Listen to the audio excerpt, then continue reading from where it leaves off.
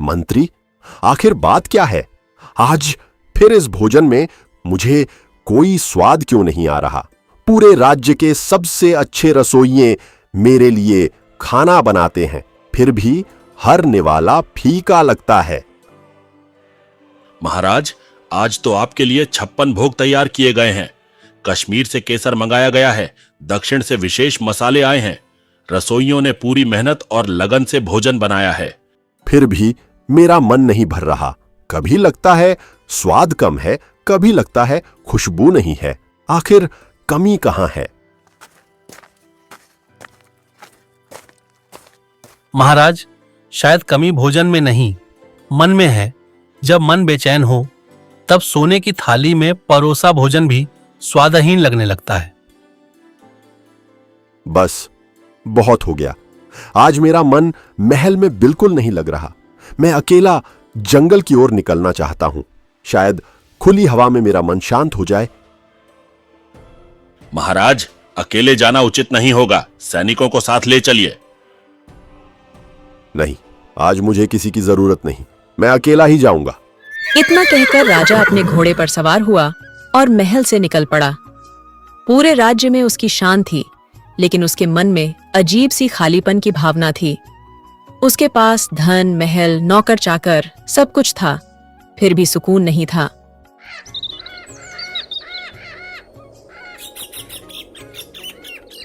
उधर उसी राज्य के एक छोटे से गांव में एक गरीब किसान रहता था। उसका नाम गोपाल था। उसके पास थोड़ी सी जमीन थी, जिससे जैसे तैसे घर का खर्च चलता था। पत्नी सीता और एक छोटा बेटा मोहन उसके परिवार में थे। सुबह सूरज निकलने से पहले ही गोपाल खेत पहुंच जाता था। पसीना बहाकर खेती करता, फिर शाम को घर लौटता। गरीबी थी, लेकिन परिवार में प्यार और संतोष की कमी नहीं थी। उस शाम गोपाल खेत से लौटा तो सीता ने मुस्कुराकर पूछा, आज बहुत देर हो गई, लगता है खेत में काम ज्यादा था। हाँ, इस बार फसल अच्छी हो जाए, इसलिए पूरी ताकत लगा रहा हूँ। भगवान मेहनत का फल जरूर देंगे। बाबा, आज मैं भी आपके साथ खेत गया था। जब मैं बड़ा हो जाऊंगा तब आपको बिल्कुल काम नहीं करने दूंगा। गोपाल ने बेटे के सिर पर हाथ फेरते हुए मुस्कुराकर कहा, बेटा, मेहनत करने वाला इंसान कभी छोटा नहीं होता। याद रखना, मेहनत से कमाई हुई एक रोटी भी उन 100 पकवानों से अच्छी होती है जो बिना मेहनत के मिल जाए। सीता रसोई से 2 मोटी रोटियां, थोड़ा सा नमक, प्याज और छाछ लेकर आई। घर में आज बस इतना ही बचा है, जैसे तैसे आज का गुजारा कर लेते हैं। कल सुबह मंडी जाकर थोड़ा अनाज ले आएंगे। भगवान ने चाहा तो सब ठीक हो जाएगा। चिंता मत करो, भगवान ने जितना दिया है उसी में खुश रहना चाहिए। मेहनत करते रहेंगे तो एक दिन हालात भी बदलेंगे। तीनों ने हंसते हंसते साधारण भोजन किया। उनके घर में कोई सोने चांदी की थाली नहीं थी, लेकिन चेहरे पर संतोष साफ दिखाई देता था। उधर राजा जंगल में बहुत दूर निकल आया था। घूमते घूमते उसे समय का पता ही नहीं चला। अचानक मौसम बदलने लगा। तेज हवा चली और काले बादल छा गए। राजा ने चारों ओर देखा। अरे, ये रास्ता तो मैं पहले कभी नहीं आया। लगता है मैं गलत दिशा में आ गया हूं। उसने घोड़े को मोड़ा, लेकिन हर रास्ता एक जैसा दिखाई दे रहा था। धीरे धीरे शाम ढलने लगी। कई घंटे बीत गए। राजा को तेज भूख और प्यास लगने लगी। सुबह से कुछ नहीं खाया। अगर जल्दी कोई रास्ता नहीं मिला तो बड़ी मुश्किल हो जाएगी। उसने आसपास पानी ढूंढने की कोशिश की, लेकिन कहीं कुछ नहीं मिला। महल में रहने वाला राजा पहली बार भूख और प्यास की असली तकलीफ महसूस कर रहा था। चलते चलते उसका घोड़ा भी थक गया। बेचारा, तू भी सुबह से मेरे साथ है, तुझे भी आराम चाहिए। राजा ने घोड़े को एक पेड़ से बांधा और पैदल आगे बढ़ने लगा। कुछ दूर जाने पर उसे दूर एक झोपड़ी से हल्की सी रोशनी दिखाई दी। राजा की आंखों में उम्मीद की चमक लौट आई। लगता है वहां कोई रहता है। शायद मुझे थोड़ा पानी और कुछ खाने को मिल जाए।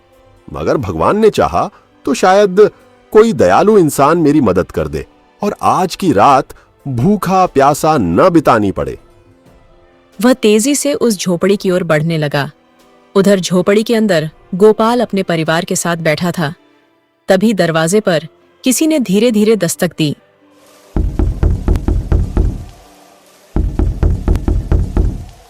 गोपाल ने चौंक कर दरवाजे की ओर देखा। इतनी रात को कौन हो सकता है भला? इस वक्त तो कोई यूं ही घर नहीं आता। कहीं कोई जरूरी बात तो नहीं होगी, या फिर किसी को किसी मुसीबत में हमारी मदद की जरूरत पड़ गई होगी। ठीक है, देखता हूं, शायद दरवाजे पर कोई आया है। पहले देखकर आइए, कहीं कोई मुसीबत में पड़ा इंसान तो नहीं। गोपाल तुरंत उठकर दरवाजे की ओर बढ़ा। उसका दिल तेजी से धड़क रहा था। जैसे ही उसने कांपते हाथों से दरवाजा खोला, उसके पैरों तले जमीन खिसक गई। सामने जो दृश्य था, उसे देखकर उसकी आंखें फटी की फटी रह गईं। उसके मुंह से एक भी शब्द नहीं निकला। आखिर दरवाजे के बाहर ऐसा क्या था जिसने गोपाल को पूरी तरह हिलाकर रख दिया? इसका जवाब आपको अगले भाग में मिलेगा। कहानी है एक ऐसे इंसान की जिसका नाम था रमेश। रमेश कोई खास आदमी नहीं था। न उसके पास पैसा था, न जमीन, और न ही कोई बड़ा सहारा। वो बस एक साधारण इंसान था, लेकिन उसके दिल में एक बहुत बड़ी दुनिया बसती थी। उसका छोटा सा परिवार, उसकी पत्नी और उसकी नन्ही सी बेटी गुड़िया। रमेश का घर बहुत छोटा था, इतना छोटा कि उसमें सपने भी सोच समझकर रखने पड़ते थे। मिट्टी की दीवारें, ऊपर टीन की छत जो हर बारिश में टपकने लगती थी। बारिश की हर बूंद जैसे उनकी गरीबी का एहसास दिलाती थी। घर में बस एक ही चारपाई थी और एक छोटा सा कोना रसोई के लिए। गुड़िया वो उसी कोने में बैठकर खेलती थी।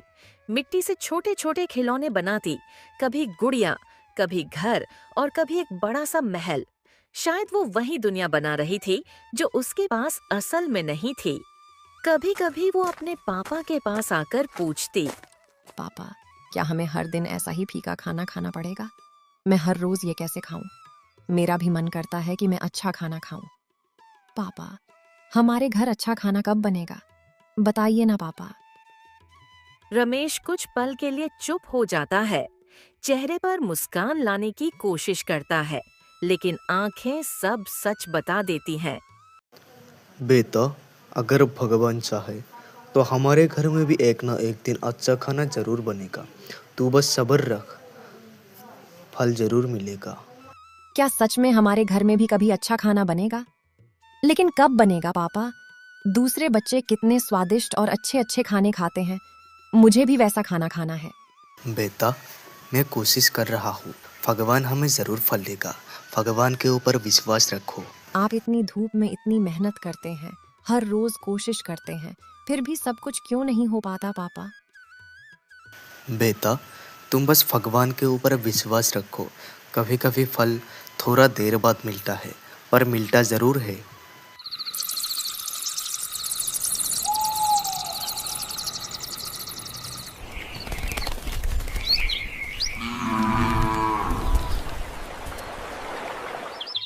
सुबह हो गया, जल्दी उठ जाता हूँ।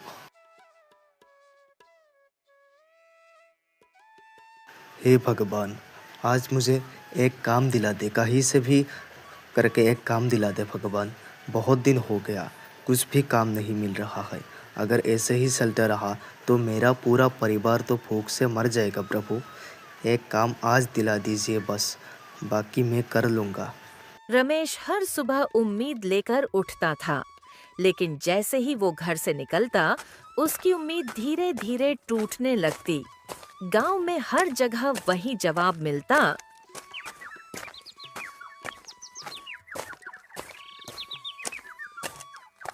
अरे रमेश, तुझे आज भी काम नहीं मिला क्या? वैसे ही गांव में आवारा बनकर घूमते रहेगा तो काम मिलने वाला नहीं है। कभी सोचा है घर वालों के बारे में? तेरी बीवी बच्चे भी हैं। अरे सिंटू, मैं तो कोशिश कर रहा हूँ ना।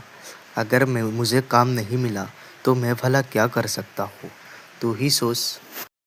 अरे रमेश, तू बस ऐसे ही काम ढूंढता ही रहेगा या कभी कुछ बड़ा सोचने की भी कोशिश करेगा? हर बार काम मिलेगा, काम मिलेगा बोलने से कुछ नहीं होता। हर दिन हर मोड़ पर उसे तानों का सामना करना पड़ता था। गांव के लोग उसे देखकर हंसते थे। कोई उसकी गरीबी का मजाक उड़ाता, तो कोई उसकी चुप्पी को उसकी कमजोरी समझता।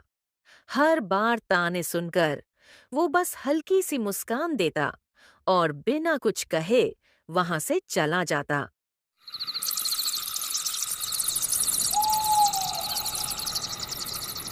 शाम को जब वो खाली हाथ लौटता तो उसके कदम भारी हो जाते थे। हे भगवान, मुझे तो आज भी काम नहीं मिला। मुझे तो आज भी खाली हाथ घर लौटना पड़ेगा। हे प्रभु, आप ही कुछ कीजिए। मेरे घर में सोते बच्चे और मेरी पत्नी भूखा है। वो लोग भी सुबह से कुछ नहीं खाया है। अगर मैं खाली हाथ जाऊंगा तो बेटी को बहुत दुख होगा। हे भगवान। उसकी पत्नी सीमा हालात से बहुत परेशान थी। वो दिन भर घर संभालती, लेकिन खाली बर्तन और भूखी बेटी को देखकर उसका गुस्सा बढ़ जाता। तुम्हें जरा भी शर्म नहीं आती? घर में बेटी सुबह से भूखी बैठी है, उसकी आंखों में उम्मीद है और हमारे पास उसे देने के लिए कुछ भी नहीं। क्या सोचते हो तुम? सिर्फ खामोश रहने से सब ठीक हो जाएगा? नहीं, इससे सिर्फ हालात और बिगड़ते जा रहे हैं। हे भगवान! ये बातें सुनकर रमेश कुछ नहीं बोलता था। वो बस चुपचाप बैठ जाता, जैसे उसके पास कोई जवाब ही नहीं है।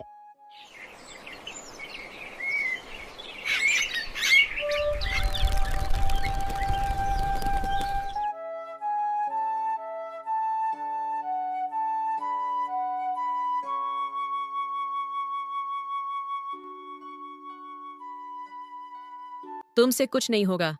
तुम कोशिश भी कर लो, फिर भी तुम कभी कुछ बन नहीं पाओगे।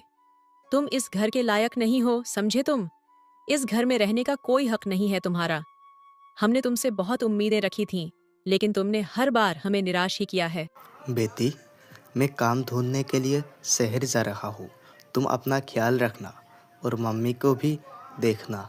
मैं जल्द ही काम से लौट आऊँगा। पापा, आप जल्दी वापस आना।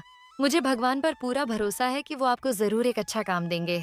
हम सब आपका इंतजार कर रहे हैं। ठीक है बेटी, मैं काम ढूंढने के लिए जा रहा हूँ। तुम अपना और तुम्हारा माँ का ख्याल रखना। रमेश बिना कुछ बोले, बिना कुछ पूछे ही घर से निकल गया।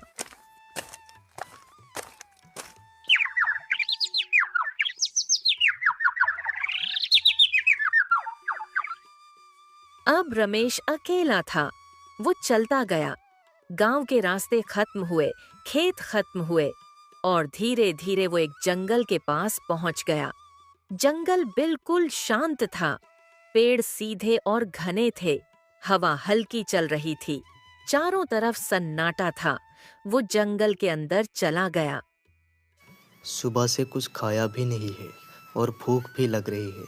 क्या करो, यहाँ तो खाने के लिए कुछ है भी नहीं और सुबह से पैदल आ आकर तो मेरा पूरा पैर दर्द कर रहा है। उसने एक पेड़ के नीचे बैठकर आंखें बंद कर लीं।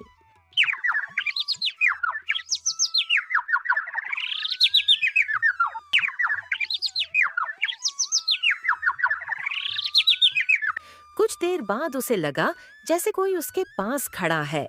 उसने धीरे धीरे आंखें खोलीं और जो उसने देखा, उसे देखकर वो चौंक गया। उसके सामने एक आम और बहुत सारे फल खड़ा था, इंसान की तरह। रमेश घबरा गया। कौन हो तुम लोग और क्यों आए हो इधर? क्या चाहिए मेरे से? मुझे कुछ मत करना प्लीज। मैं आम हूँ। तुम यहाँ इतना जंगल के अंदर अकेले अकेले क्या करने आए हो, बताओ? असल में मेरा नाम रमेश है और मैं यहाँ चंद्रनगर गांव से आया हूँ। अरे, पहले तुम ये तो बताओ कि तुम इतने डरे हुए क्यों लग रहे हो? घबराओ मत, हम तुम्हें कोई नुकसान नहीं पहुंचाने वाले। यहाँ तुम्हें कोई खतरा नहीं है। आराम से सांस लो। मैं बहुत गरीब आदमी हूँ। मेरा घर में मेरा एक सोती बेटी और मेरा धर्मपत्नी है, जो सुबह से आज तक कुछ नहीं खाया। वो दोनों भूखे हैं। इसलिए मैं काम ढूंढने के लिए आया था, पर मैं जंगल के रास्ते आते आते यहाँ तक पहुँच गया। तो ये बात है। मुझे तुम्हें देखकर ऐसा लग रहा है कि तुम बहुत मेहनती और एक अच्छे ईमानदार आदमी हो। तो मैं तुम्हें एक चीज़ गिफ्ट करना चाहता हूँ। क्या तुम लोगे? कैसा चीज़ तुम मुझे देना चाहते हो? ठीक है, दे दो। ये चम्मच रख लो, तुम्हारे जीवन में बहुत काम आएगा। चम्मच? पर इस चम्मच का मैं करूँगा क्या? ये चम्मच सिर्फ एक चम्मच नहीं है, ये चम्मच तुम्हारी पूरा जीवन बदल के रख देगा। ये ऐसा वैसा चम्मच नहीं है, ये जादुई चम्मच है। जब भी तुम कुछ खाना बना के खाने को इस चम्मच से टच करोगे, तब वो खाना पूरा स्वादिष्ट हो जाएगा। नीला फल और आम, केला, तुम लोगों का बहुत बहुत धन्यवाद मुझे ये चम्मच देने के लिए। तो मैं अभी आता हूँ। रमेश वो जादुई चम्मच लेकर अपने घर वापस आ जाता है। घर पहुंचकर वह अपनी पत्नी और अपनी बेटी को सारी बात बताता है। अगले दिन रमेश एक छोटी सी चाय की दुकान खोलता है। दुकान खोलने के थोड़ी देर बाद ही एक ग्राहक आया। ग्राहक चाय मांगता है और रमेश उसे चाय बनाकर दे देता है। जब ग्राहक चाय पीता है तो वह बहुत खुश हो जाता है और रमेश की तारीफ करता है। उसकी तारीफ सुनकर रमेश का हौसला बढ़ गया। इसके बाद धीरे धीरे और ग्राहक आने लगते हैं। हर कोई उसकी चाय पीकर खुश होता है और उसकी तारीफ करता है। देखते ही देखते उसकी दुकान पर भीड़ लगने लगती है। समय के साथ रमेश की चाय पूरे शहर में मशहूर हो जाती है। उसकी दुकान पर बहुत ज्यादा ग्राहक आने लगते हैं। धीरे धीरे रमेश की कमाई बढ़ती जाती है और वह अमीर बन जाता है। जो रमेश पहले गरीबी में अपना जीवन गुजार रहा था, अब वही रमेश एक खुशहाल और अमीर जिंदगी जीने लगता है।